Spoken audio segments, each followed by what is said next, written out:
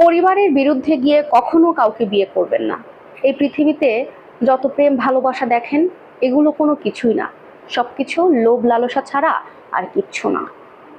আমি যখন ইন্টারমিডিয়েটে পড়তাম, তখন একটা ছেলের সাথে আমার প্রেমের সম্পর্ক হয়। খুব বেশি না, মাত্র 6 মাসের সম্পর্ক। এই 6 মাসের সম্পর্কে আমরা একে অপরকে অনেক বেশি ভালোবেসে ফেলেছিলাম। এক কথায় যে আমরা দুজন দুজনকে চোখে হারাতাম, এক মুহূর্ত কেউ কাউকে না দেখে থাকতে পারতাম না। এভাবে চলছিল আমাদের প্রেমের সম্পর্ক, ভালোই ছিলাম। হঠাৎ করে আমার পরিবারের কেউ একজন আমার সম্পর্কের কথাটা জেনে যাওয়ার পরে আমার পরিবার থেকে আমাকে প্রেশার ক্রিয়েট করা হচ্ছিল বিয়ে দেওয়ার জন্য। এমনকি আমাকে সবাই বলছিল যে আমি যার সাথে সম্পর্কে আছি সেই ছেলেটা মানুষ হিসেবে ভালো না, সে একটা দুশ্চরিত্রের ছেলে, সে আরো বেশ কয়েকটা প্রেম করেছে, বা তাকে খারাপ বানানোর জন্য আমাকে বিভিন্ন ধরনের কথা বলা হয়েছে। কিন্তু তখন তো আমি তাদের কোনো কথা কানে নেইনি। আমি যাকে ভালোবাসি সে খুব ভালো আমার কাছে, এটাই সবার কাছে, এটাই স্বাভাবিক।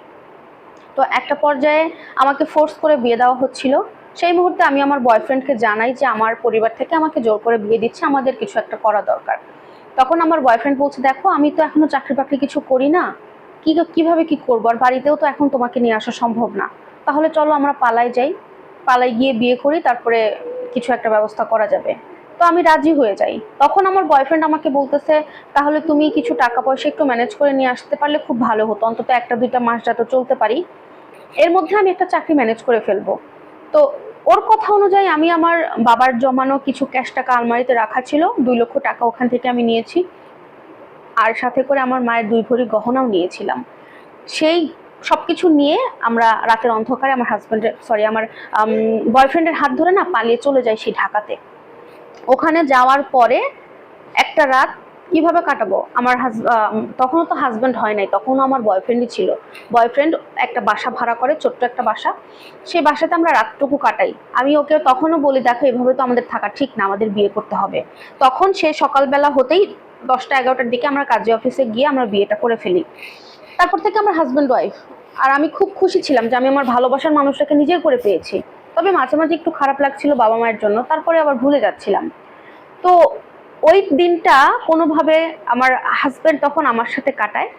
কাটানোর পরে ঠিক পরের দিন সকালবেলা যখন ভোর হলো, সে বলল যে তুমি তাহলে এখন ঘুম থেকে উঠে একটু রান্নাবান্নার আয়োজন করো, আমি বাজারে যাই, একটু বাজার ঘাট করে নিয়ে আসি, মাছ মাংস কিছু নিয়ে আসি।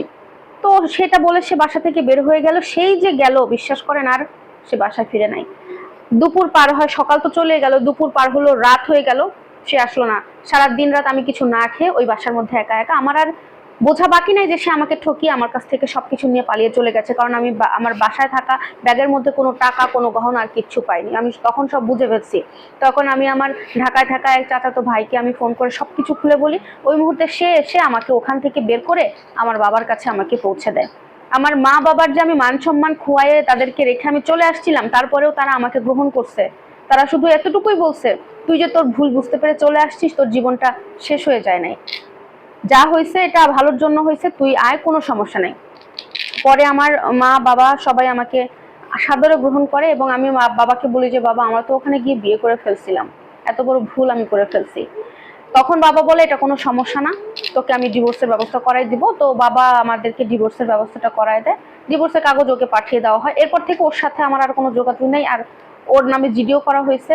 তো আমি আসলে এই জন্যই আপনাদের সাথে শেয়ার করা যে ভালোবাসা ঠিক আছে, ভালোবাসেন, কিন্তু কখনো ফ্যামিলির বিরুদ্ধে গিয়ে বিয়ে করবেন না। আপনি যদি ভালোবাসেন সেটা অবশ্যই ফ্যামিলিকে জানাবেন, জানানোর পরে তারা যদি সাপোর্ট করে দেন আপনি বিয়ে করবেন। আদারওয়াইজ এমন না যে আপনি যাকে ভালোবাসেন তাকে বিয়ে না করলে আপনি মরে যাবেন, তা না।